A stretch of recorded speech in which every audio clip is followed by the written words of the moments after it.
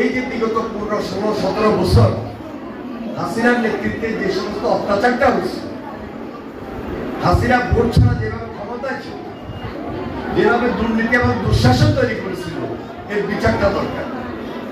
এর বিচারটা যদি না হয় তাহলে আবার সেই সুযোগটা সে গ্রহণ করবে।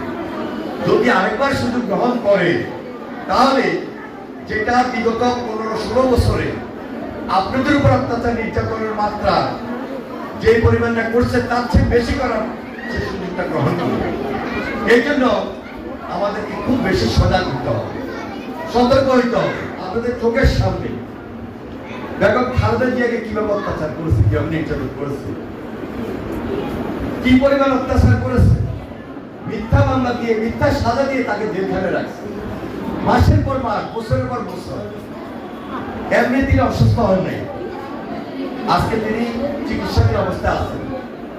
তার যে চিকিৎসা, সহজে এই চিকিৎসা করলো যে তিনি খুব ভালো হবেন এটা আমরা দেখি না, কিন্তু ওনার যথেষ্ট মনোবল আছে, সাহস আছে। এখন পর্যন্ত আমাদেরকে মনোবল দিয়ে যাচ্ছে এবং সাহস দিয়ে যাচ্ছে যে হাসিনার বিচারের জন্য যদি তোমরা আন্দোলন না করো এবং এই মুহূর্তে বিচার প্রক্রিয়ার পাশাপাশি সংস্কার প্রক্রিয়া এবং নির্বাচনী প্রক্রিয়া যদি না করো তাহলে এই দেশে গণতন্ত্রের বীজ শক্তিশালী হবে। যেটার জন্য উনি আন্দোলন করেছেন, যেটার জন্য উনি সংগ্রাম করেছেন, লড়াই করেছেন এবং আন্দোলন সংগ্রাম করতে গিয়েই উনি নির্যাতিত হয়েছেন। আমাদের সবাই প্রত্যাশা জাগে এখানে যে দেশে একটা স্বাভাবিক নির্বাচন হবে, দেশে একটা স্বাভাবিক নির্বাচন হবে। নির্বাচন হলে অন্তত জনগণের একটা স্বস্তি আসবে, যে স্বস্তিটা এখন পর্যন্ত এই দেশের মানুষের কাছে আসে নাই। স্বস্তিটা খুব জরুরি, খুব প্রয়োজন। তিনি একটা স্পেশাল ফ্যামিলি কার্ডের কথা বলেছেন। এই ফ্যামিলি কার্ডটা যিনি বাড়ির গৃহ কর্ত্রী, যিনি ওই বাড়ির দায়িত্বে আছেন, আপনি, আপনার কাছে এই কার্ডটা আপনার নামে আসবে।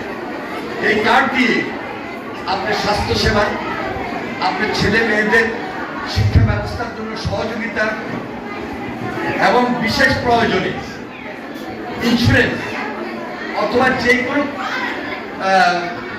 প্রয়োজন, প্রত্যেকটা জিনিস এই ফ্যামিলি কার্ডের মধ্যে থাকে।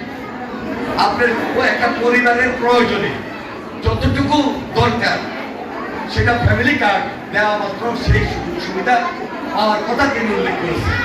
এটা পাইতে হলে দেশে অবশ্যই একটা নির্বাচনের ব্যবস্থা দরকার। বিএনপি সরকার আসা দরকার।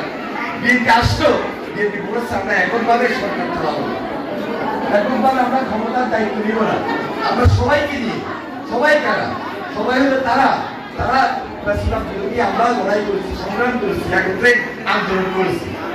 তাহলে এখন আমাদের দায়িত্ব হলো আগে ভোটটা সুন্দরভাবে প্রক্রিয়াগতভাবে উঠাই নিয়ে আসা এবং ভোটটা আদায় করে নেওয়া।